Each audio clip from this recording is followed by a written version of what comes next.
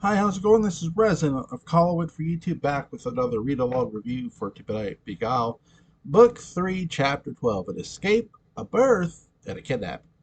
The autumn wind blew through the village, pushing the leaves to every corner of town. Their yellow and brown colors clustered together, making a patchwork of autumn tones that brightened up the small little sea island village. Villagers walked along the small, wet cobblestone streets, feeling the fresh air that nibbled at their nose, with a crispness that so comforted their hearts after the long, hot summer. One of these villagers rushed down the street, dodging and darting between other pedestrians, and he finally made his way up to the front porch of a small village walk up that had various potted plants and a fresh garden just outside the entrance. He rang the bell. Alice Winterbourne opened her door to see the hungover face of Philip Braga. He was exhausted after the long, bizarre night, meandering in the woods, drunk and depressed, where he saw a shape-shifting Alice shoo away a circling pack of hungry wolves that led him to a heartbreaking moment with Celeste on Terramore's back veranda, where she told him of her intentions to marry Jacob, the father of her unborn child. In the open door, the shape-shifting, mysterious woman stood before him from the woods. His eyes stared at her in disbelief as the memories, cloudy from the hangover, creeped into his mind. "Yes? What is it?" Alice said, knowing Philip must have many questions about what he saw her do the night before. She held her breath. "Last night? What in the hell was that? How did you know? I was out in the woods. How did you scare off those wolves?" he asked, his breath heavy and wheezy. She exhaled. "Come upstairs," Alice said, grabbing onto his wrist and leading him up to the apartment she shared with her brother Matthew. Inside, Philip was welcomed into a warm, small apartment that smelled of lavender and rose. She sat down on a small sofa that had a view of the busy street below. She poured him a glass of water, and he stared at the kaleidoscope shapes that became fragments of color from her long blue and black dress that covered her from her neck to her wrist. Last night was something I had never experienced before. I needed help, and there you were. How did you know?" he asked as he sipped from his water.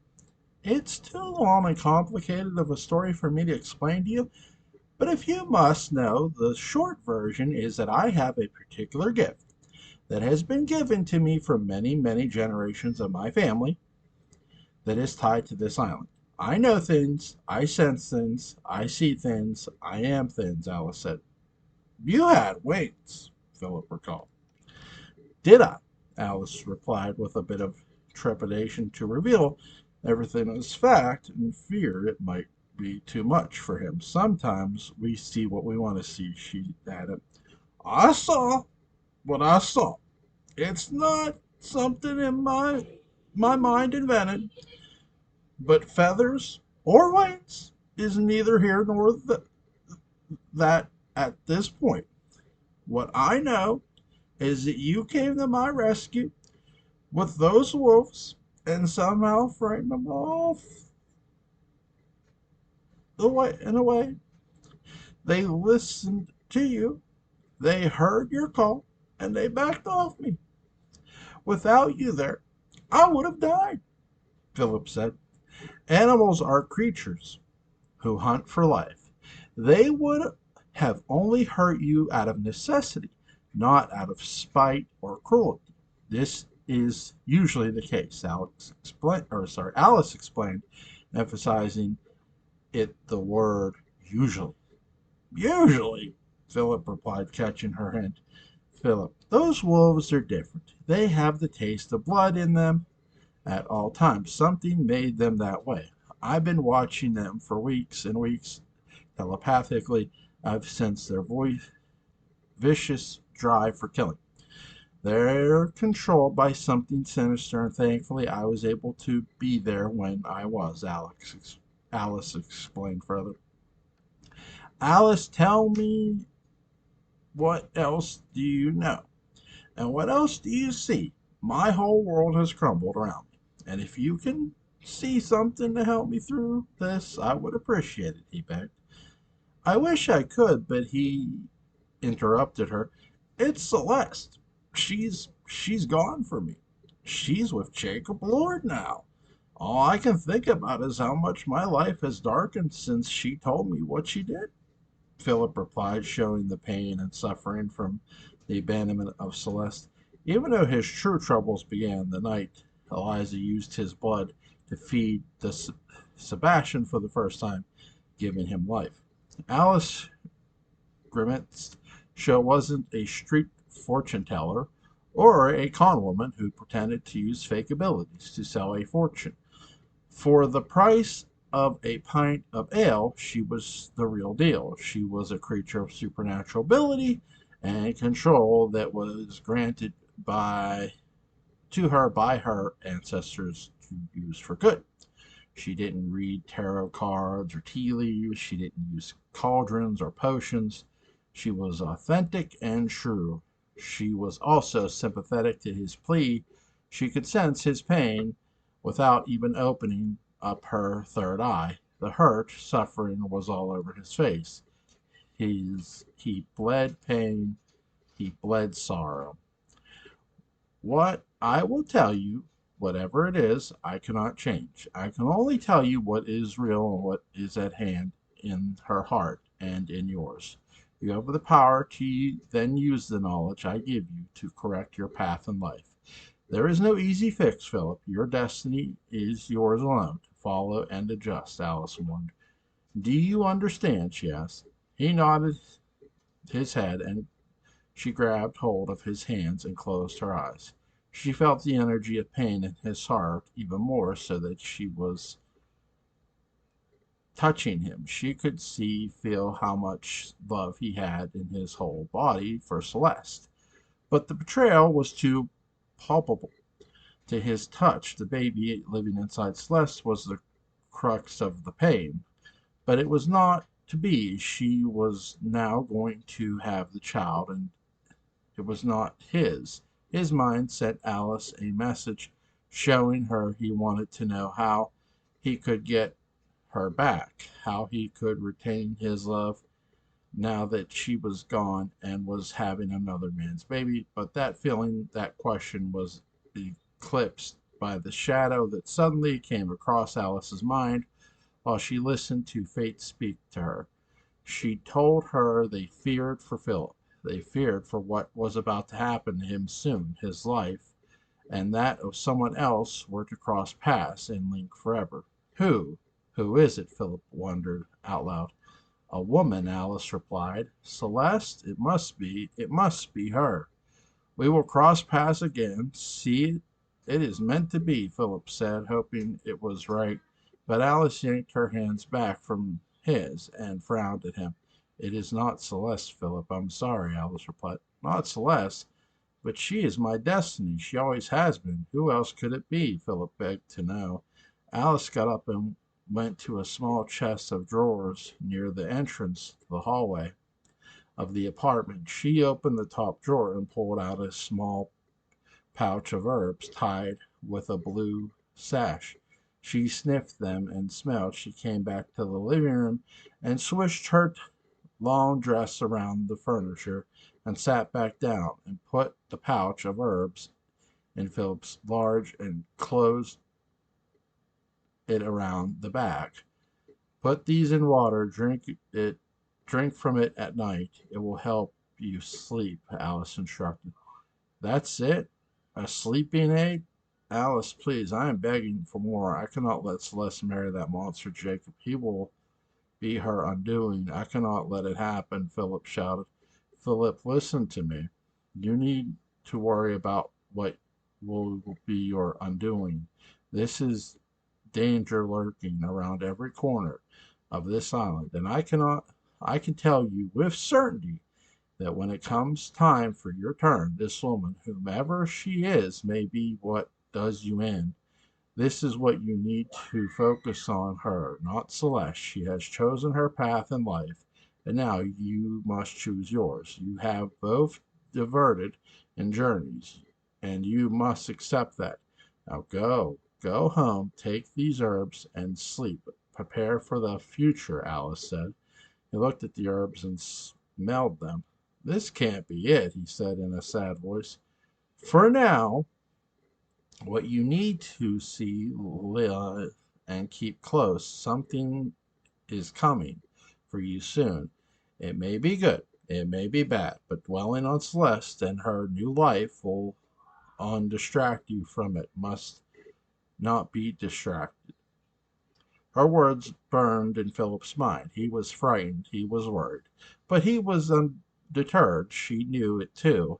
He left the apartment back into the cool autumn afternoon with the herbs, and would do as she asked, and would wait to see what was to come with this new mystery woman in his life. But she knew in his heart of hearts Celeste would never, ever be far from his mind. Their love, he thought, was stronger than anything in the universe, and would return. Further on in town, over at Constable Rain's private residence, above the constable's office, Eliza Good awoke on the floor in a ball of her own body, and smothered in her long tan dress that had several layers of petticoats and skirts. She was locked in a room, chained to a wall, and her left arm. It had been several days since her capture, and since Rains tortured of her, he was making up for lost time. All the years in search of the witch that got away from Boston so many years ago, he was so satisfactory to him to finally keep her in this makeshift dungeon inside his home where he could do what he wanted to her without anyone knowing. Eliza was beaten and bruised. She could feel a drop of blood slip from her, a small cut on her lip. She was angry, furious, and most of all, feeling of being trapped made her sick to her stomach. She looked around and saw that Rains, who was downstairs presumably working, had taken precautions so that she could not use any form of magic by surrounding her with religious ointments and a heavy ring of sea salt that circled the bed her body was chained to. She was powerless and lost in a sea of worry for her child Mary, who surely by now would have transformed back into her original body and face now that Eliza had been removed from the safe lodging on Good Island. Eliza sat up on the bed and moved over some of her skirts so she could step out on to the floor to the small area that her chains allowed her to. The sun beamed in from one of the small far off windows and locked in her blue eyes. She squinted into the light and wondered how Mary was. She feared her dead. She feared exposed at Terramore House, and feared that the worst should Jacob discover her. At, as Eliza stood there, allowing the sun to warm her skin from the distant window of the room, she suddenly saw a bright ball of light come through the ray of light form just in front of her. Eliza stared at the orb of light. It spun in front of her, floating above the floor, spinning round and round.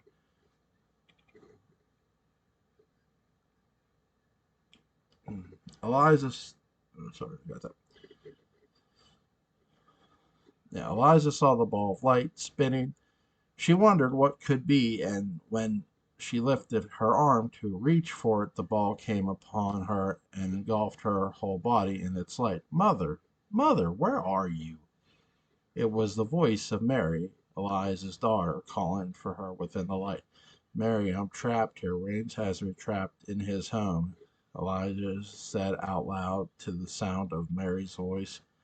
I've transformed, mother, back to what I was before. I feel like I'm dying. I cannot move. I can hardly eat. Something has taken all my energy and power. and I feel like I am at death's door, Mary said through the light. It's all my fault.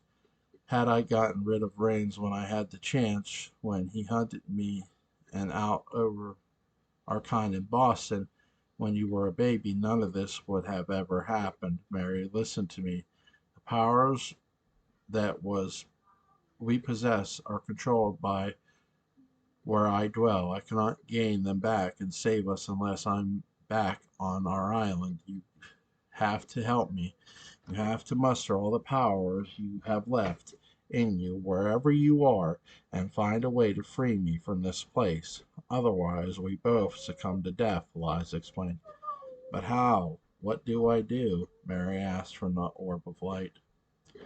As Eliza and Mary spoke, the door of the room of her small prison began to unlock. Eliza telepathically told Mary to vanish so that they'd be safe just in the nick of time before Rains entered the room with a plate of food for Eliza, who was still standing in the area aloud, facing the window. Get back on your bed. It's mealtime, Rains said, laying the plate of food down in her bed carefully. You have to let me go, Eliza replied without missing a beat. You've been through this. We've been through this. You'll never leave here unless it's in a pine box. The likes of you only deserve death for preventing the will of man in ways that are ungodly. Magic, Eliza, belongs in fables and pretend, not real life. That is why you'll never leave, Rains explained. You killed so many like me. Don't you feel guilty for that? The families, the children, all of us don't. You grieve for the lives you took. Aren't you aren't you are you don't killing Eliza? Are you done don't killing? Eliza asked her captor. Rains thought about Boston almost 30 years ago when he raided a wedding where two Eliza's kind were to be given to their god. He witnessed things that night that frightened him: animal sacrifice, ideology, bloodletting, the burning of souls. He saw things that could never he could never unsee. Eliza remembered that night too. It was the night she lost so many friends and the man she loved, Mary's father, Caleb Good. The coven all belonged to was practically obliterated that night thanks to Rains and the people he worked with. But the swift backlash to his attack on a free people came, and Rains was soon ran out of town, and he was only given the opportunity to be constable of Welshport after a favor from the governor was granted. You killed my husband, Eliza said, seeing a seething tongue. It if it wasn't for you, your constant harassment and torture of the woman and my coven, my husband would have never gotten ill and lost his battle. He suffered for so long, sick and weak, and because of you, succumbed to his illness without treatment. That should be enough of my suffering for you, Eliza added. It's never enough when you're still running free, preventing the war with the evil you and twisted ways. No one is safe. If you're alive, Eliza Good, not a single soul. You can free me, Gregory, and let me help my sick daughter, and no one needs to know. I would never give you up, and you can live a happy life again, where no one will ever hold you accountable for what you did. Whomever told you I lived here in Welshport was only be told that I will not bother them ever again. Free me, and I promise that, Eliza said. The person who told me of your existence here in Welshport says she has good reason to hate you and to have exposed you to me.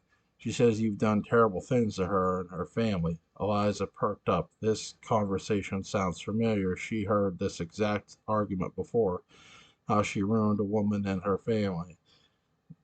These were Rebecca's words. Rebecca Lord, Eliza asked. She was the one who told you of me. Gregory smirked, confirming its truth. Eliza felt sick to her stomach. She knew there was no love lost between them, after their two families had had such a tremendous history, but she never in her wildest dreams thought Rebecca would ever tell Consul Marines about her in this manner. To have her arrested and sentenced to death without even a trial, even Rebecca couldn't be that cruel, but it was all true. The truth of the matter, the truth of this matter infuriated Eliza. She now felt not the pain of a captive, but the pain of a person so mortally wounded that all they could do was lash out and hope that when their opponent in the fight. She closed her deep blue eyes and listened for Mary's faint voice in the orb of light that Eliza could see in her mind. She called on Mary for help. She called her telepathically in their minds and begged her to muster all the energy she could, use her powers and free her from her entrapment, and set her free and hope to save them both. Mary, in the turret at Terramore, heard her mother's telepathic pleas for help, and stood up on her bed with her weak body, a body that had been depleted of energy from the transformation back into her original self. Mary stood up, lifted her arms, and sang a song to herself to muster the powers to help her mother entrapped in Rains's dungeon. She sang the spell Latina Rumbi Catinus Frangi Dorsum Apri Porti Libertitis Salvum Fac Mentrim Service Ninic Libri Im de Terminus Is.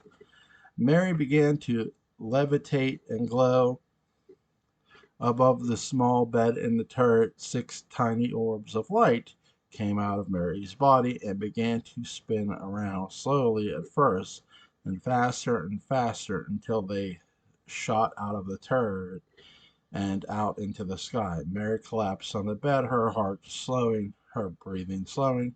She was unconscious at the gates of death. No more energy, no more powers, no more life. The 6 balls of light blasted into the window where Eliza was trapped. 3 of them flew into Rains, lifting him off the ground where he stood and launching him into the wall across the room, causing him to hit his head and rendering him unconscious. The other 3 soared around Eliza and melted away the locks around her leg and her waist, freeing her. Eliza fell to the ground, circling with glee, but sensed her daughter was dying. She could not help her now. The powers they had been given had been used to bring exhausted, used to the point of depletion. She was forced to allow Mary to lay in the turret and wait her fate. Don't let this be the end, Eliza said in a silent prayer to the powerful force she praised. Then she walked over to Rance, who was slumped up against the wall. She knelt down and lifted her fingers by his chin so their eyes would meet, then spit in his face 3 times. Free from the circle of salt that held her back from using her powers, she hoped that she could muster some kind of energy to help her now. She called upon the forces of her coven, of those who were killed, the dead sister witches and brother warlocks, to help her and enter Gregory Rain's body and remove the memory of what he had done and what he wanted to do with Eliza and Mary. The memory, the ideas, the threat of her flew into his mind in a powerful blast of energy, erasing it all so that when he came to, he would not recall why he wanted her dead so badly. Another way of freedom of her would he would forget all things of witchcraft in the village for good. He would be a skeptic. Eliza then got up, turned, and began walk out of Rain's home. She opened the door and looked back at him. She spit once again on the floor, but this time not to open another magic spell, but out of pure disgust for his actions and cruelty. She wiped her mouth of the mixture and saliva and blood and left the home to get back to Good Island in hopes it was not too late for Mary. As for Rebecca, Eliza would deal with her betrayal when the time was right, and this time be she would not be so kind, her old friend, now enemy. As the first truly cold night of autumn once came, Celeste Deviney sat in the cozy upstairs private parlor reading the book. She curled up in front of the fire on a blue sofa that had tiny silver studs across its seams, sealing the blue velvet lining to its oak frame. The fire in her heart burned and warmed her caramel skin. She she flipped through a book, unable to keep focus on the chapter she read, constantly going back to 2 nights before when Philip came to visit her in the middle of the night. She felt a pain in her heart from him and how crushed he looked. Then she told him she was to marry Jacob. It had to be this marriage. She knew it. He knew it. There was no way around that fact that Jacob was the father of the child she was carrying.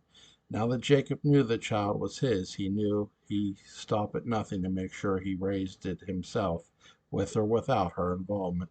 Celeste did not want to be another Mary. She imagined how much suffering Mary went through if Jacob took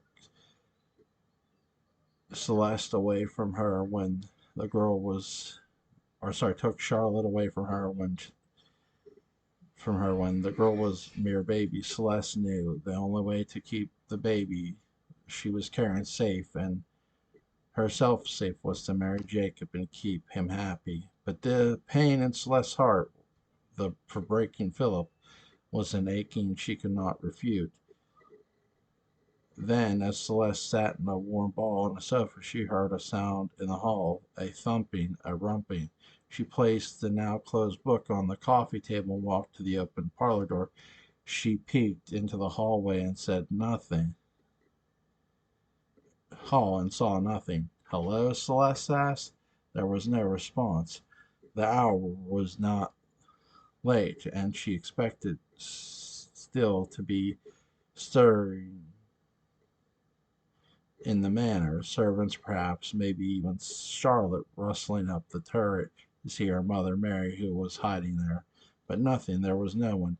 Celeste walked out into the hallway, its red carpet looking like a deep blood stain, and went from the wall to wall, edge to edge. She looked around. Charlotte, she asked again in a whisper, is that you? Celeste walked further into the hallway and stood at the top of the long staircase that had matching red carpet. Behind Charlotte, over a large marble table, was a painting of Rebecca Lord. The eyes moved, but there was no human behind the wall, moving the eyes, as so many of the paintings in the main mansion had false walls behind them. These eyes were the eyes of Sabrina Lord watching Celeste as her ghostly spirit inhabited the painting of Rebecca.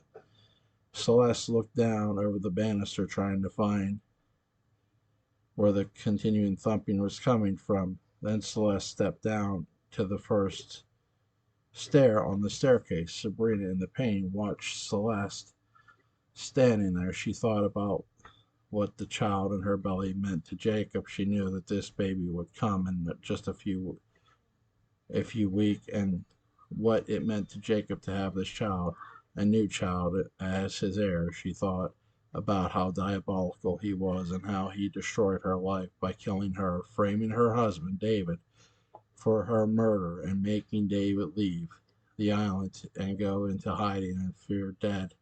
She thought about what Jacob did to her own son, how he tried to have Mary kill him. She thought about how unfair it was that he, Jacob, could continue on with his life and making a family with a woman on the top stair of the large staircase of Terramore. Sabrina began to cry through the painting, forcing what real tears come out of Rebecca's painted eyes. Then the blue glow of Sabrina Ghost came out of the painting, and floated just over the table under the painting. She stood there in a blue glowing haze like a cloud of emotion and pain, and at a beautiful face. Her white dress swayed in the breeze that was now there. Her hair flowed as it suspended in the water. She floated closer and closer to Celeste, who carefully went down one more step. Jacob came out of the bedroom, down the hall. He turned a corner into the main hallway, and then, to his shock, he saw Sabrina's ghost, the ghost of the woman he killed so long ago, standing with her arms stretched out behind Celeste on the staircase. Celeste, innocent in her ways, then saw a glow of Sabrina's spirit reflect in a banister. She then turned to see the ghost floating only inches from her, crying. The ghost whispered to Celeste, "I'm sorry, but I have to." And then, to Jacob's shock and horror, to Celeste's shock, as well as Sabrina pushed her down the stairs.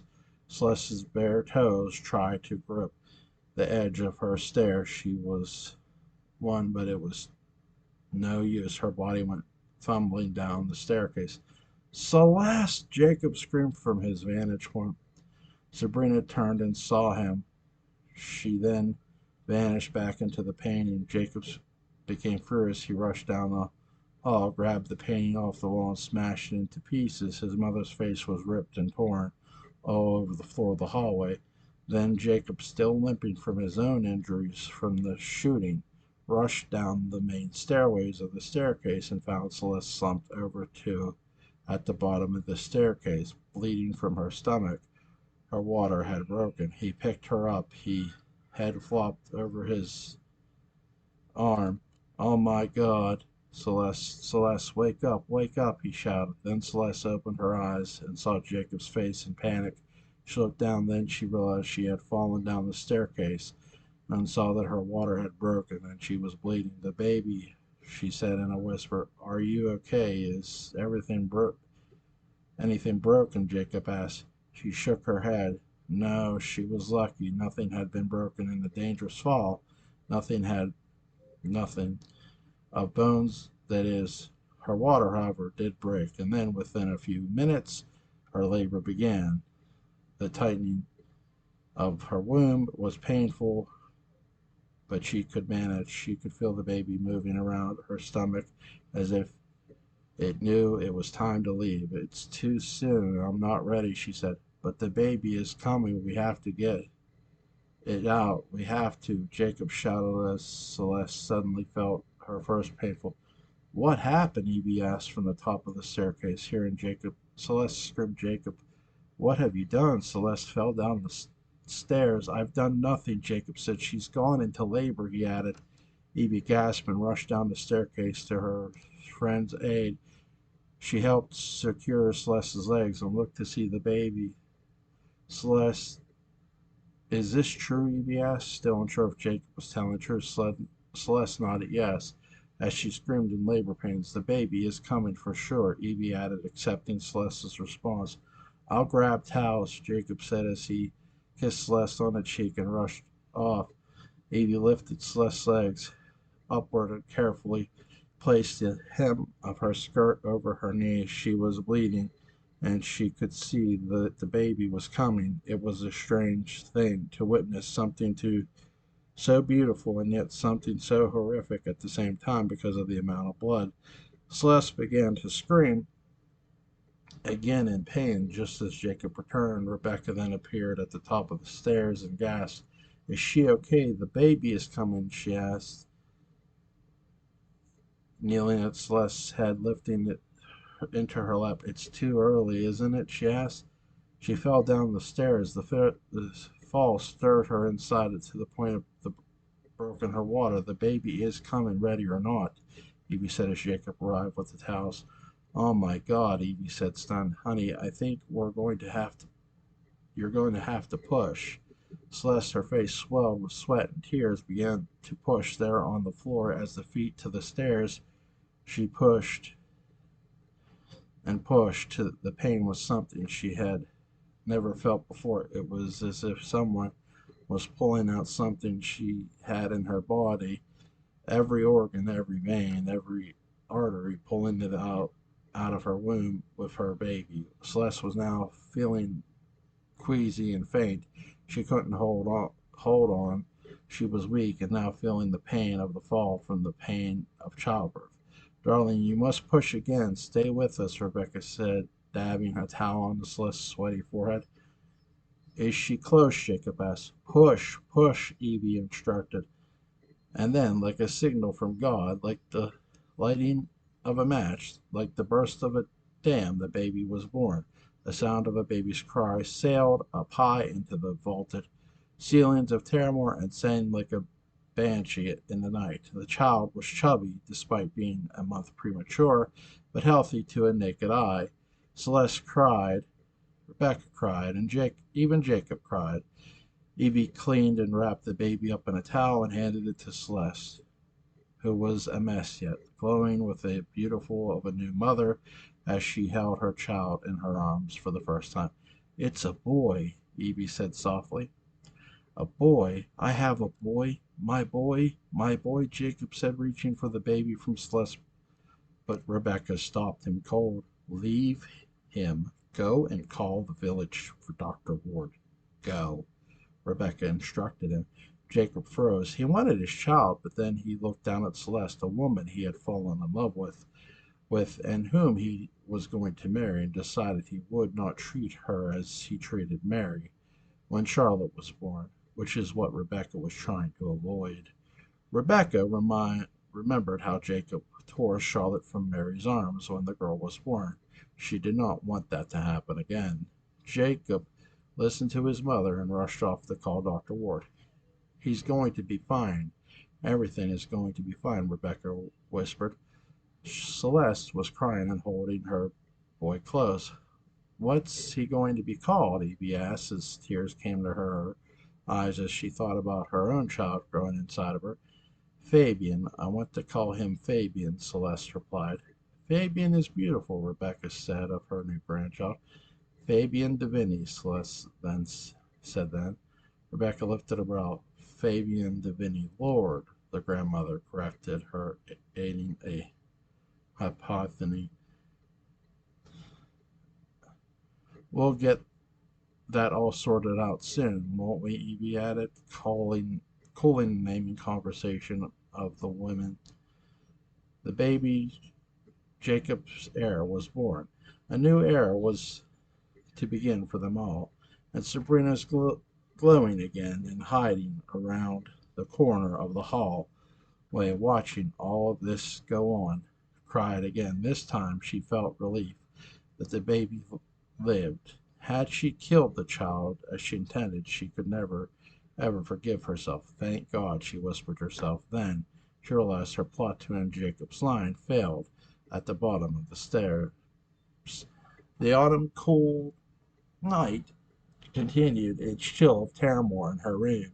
Evie watched as the helpful maid added more wood to the fire in the earth, letting the heart from the flames warm the room, mimicking a spring day. Evie smiled with a feeling the comfort of that warmth, and her skin as she cooled her robe on her chilled body, then turned and closed an open window, blocking the cool air from entering. As the two women finished warming up Evie's room, they exited and parted ways at the bottom door.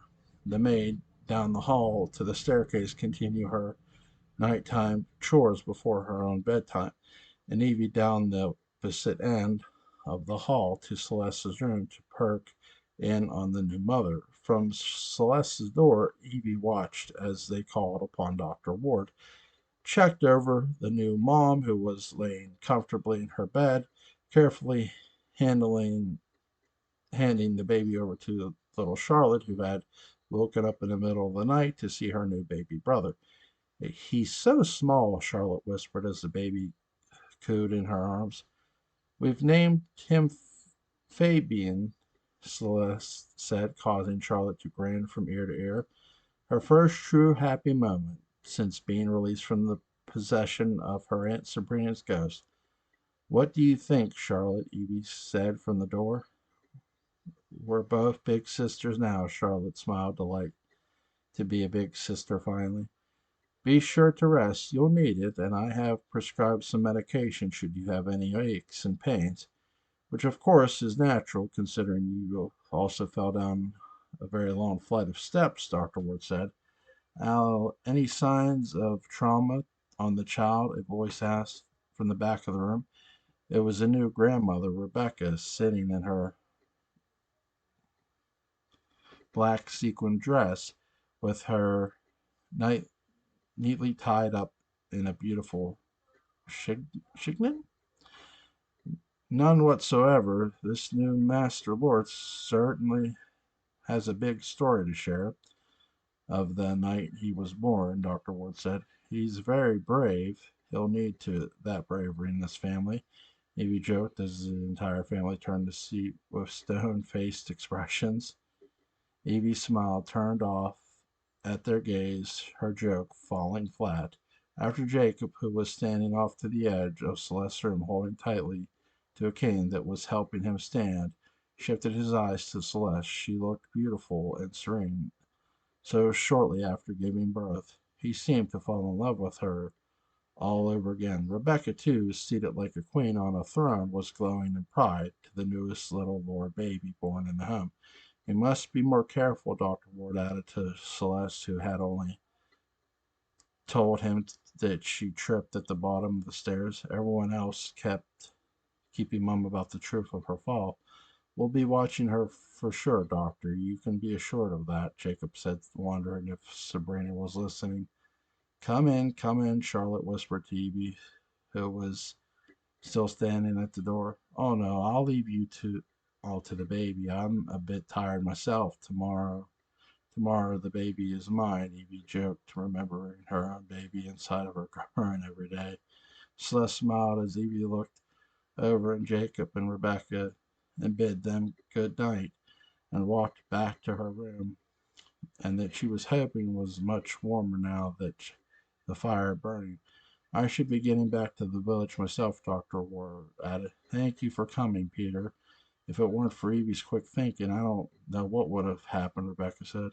"Good night," the doctor replied, smiling to the happy family. "I can't seem to find my maid Georgina anywhere, so please let me see you out," Rebecca said to Dr. Ward, using his first name, hinting at Georgina's disappearance.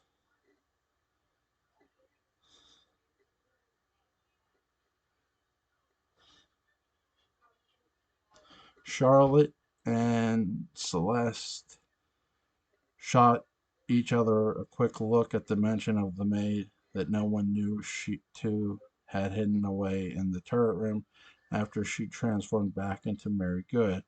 As Rebecca walked Dr. Lord out, Jacob, Celeste, and Charlotte were all alone with the baby. They had created a story that presented Celeste as someone of a klutz, the truth of a vengeful ghost being the bizarre to explain to Dr. Ward. "Tell me, is she here?" Jacob asked his daughter of the ghost that once inhabited her body now that she was alone. Charlotte shook her head no and looked down. "Tell me the truth, girl. Is she here?" Jacob bangered. "No, Daddy," Charlotte replied. "Jacob, calm down. Just calm down. If Charlotte knows anything, she'll tell us. Won't you, Charlotte?" Celeste said, trying to cool the family. "She knows how important the safety of the new baby is," she added, hoping to encourage Charlotte's honesty. I really do," Charlotte said with tears in her eyes. "If she lays even the slightest finger on your baby brother, Charlotte, I swear," Jacob began before Charlotte shushed him. "That's enough," Celeste whispered. Jacob stayed quiet at her request and turned to smile at his sleeping son. The new child was a ray of light in the dark and shadowy Terramore house. He was Jacob's hope for his own salvation and Charlotte's hope for her own redemption. Evie re-entered her room, grinning from ear to ear, thinking of the adorable baby. She wondered as she thought of Fabian about her own future child that was growing inside her and when she should tell the family. It would be bittersweet now that Sebastian was dead, but hopefully the pain would pass as the baby grew. Then she noticed the window she had closed was open and gasped. She stayed at the shutter curtains, and they lifted up into the air like the sails of a ship. Feeling the wind, they were and lifting with every push of a breeze, and then entered in through the window Evie was sure she closed. She walked over and closed the window again, and at the fire in the hearth suddenly went completely out. A chill ran up Evie's spine. She walked slowly over to the fire and grabbed a candle from the mantel that was still lit. She placed the candle under the half scorched wood and relit the fire and watched it burn hotter and hotter as it ate up the oak logs. Then, sitting on a soft chair across from the fire, she pictured the family in Celeste's room and how happy everyone seemed. It was such a direct contrast to the people Nick, Alice, and Matthew had described to her, the greedy monsters who had come to Washport Island generations ago and taken so much from the native people that lived it. It was true, she knew it was, but she thought about perhaps how time had changed them, and the family's desire no longer were the Lord's land grabbers. They were in the business of publishing. It's just It's all just nonsense, really, Evie said to herself, trying to put all the terrible things her friends and brother had said about the family she was now a part of. But then she carefully remembered all the terrible things that had happened since her arrival. Rebecca attempting to hypnotize her when she first came to the family, her disastrous wedding where Sebastian was shot and presumed dead, Jacob attempting to make her go mad and locking her in a mental institution to keep her from her right as part of the family, Sebastian's shocking return from the grave as a creature of the night, her attempt to love him nonetheless, and his evil side creeping out to kill her own brother. She thought of Sabrina's murder, too, and Jacob's constant power grabs within the family. And what really happened now but Lord so many years ago, his descent into madness, those true burdens beat them a part of a curse, not were real, and she could not deny them no matter how happy the family seemed in the room with the new baby. The happiness, Evie thought, would not last. It was momentarily, and would only last so long as the sun was dipped below the sea. When the sun came up, Evie was sure the War of the Lords would continue in one form or another. As Evie continued to stare into the fire in deep thought, she felt a cold breeze on her bare arm. She turned to the window and gasped it was open again. The curtains were up once again, floating in the air like sails. They slowly made her way to the She slowly made her way to the window and closed it. And as she did, a shadowy figure came up from behind her, but their hand around her Evie's mouth, muffling her suppressed scream. They held her tightly as she struggled to get to the strong grasp around her body, but there was no use. The person in dark clothing concealing their face, and stronger than any one Evie had ever encountered, has her locked in her arms. The person held her so tightly she could no longer scream. The oxygen was being cut off purpose so that she would black out, but Evie kept fighting. She struggled and struggled, even falling to the floor with the person on the top her, the heart and the earth warming her face. She tried to reach for the fire poker, but the person reached over with their free hand and slammed down on her arm, holding it down. Evie was feeling herself fade. She could not breathe. She could not escape. No matter how hard she fought the intruder, she reached up for last bit of strength and tried to gouge the person's eyes, but the person grabbed her hand again and pushed it down to her side. Then it was too much for Evie to continued lack of oxygen made it faint. Then a man, flipped Evie over his shoulder and walked over to the French door that led to a large terrace to that outside garden and took Evie into the shadows of the night. Evie, Alice said, waking herself up in bed. Alice got up from a night's sleep, her hair tied in a long, dark braid. She reached for a robe, that was tossed over a side chair near her bed, and she fell to the floor on her knees. She began to hum a psalm, something that was like a deep purr. It rumbled and rumbled in her chest as her eyes turned white, and the small wipes of hairs that framed her face began to sway in the wind that came out of nowhere. Alice was attempting to enter Evie's mind. She could sense it was in danger. She could feel there was something happening to her that was her control, beyond her control. And when Alice entered into Evie's subconscious to see what was that had happened, there, standing in the same darkness of Evie's mind, was a dark figure who lunged at Alice, grabbing her by the throat, cutting off her air. In her bedroom, Alice withered on the front, choking, grasping for her, making noise like an animal trapped in a vice. Matthew, her brother, who heard this noise, rushed into the room and fell to the floor, trying to wake Alice from this bizarre trance. Alice, Alice, wake up! Wake up! He screamed. Alice was shaking in his arms. His eyes were crying, and then the whites of her eyes returned to normal, and her iris, deep and brown, were visible again. What happened? Matthew asked, helping his mystical sister sit up on the floor of her bedroom. It's Evie. Something's happened to Evie, Alice said. Then, as the words fell from her tongue, she fainted in her brother's arms, completely drained of her energy.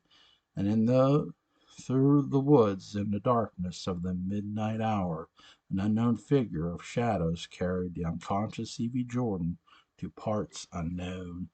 All right, guys, that's the real. So, uh, Sabrina trying to kill Celeste's baby. Not Celeste necessarily, but the baby. Didn't succeed, but she's still lingering around.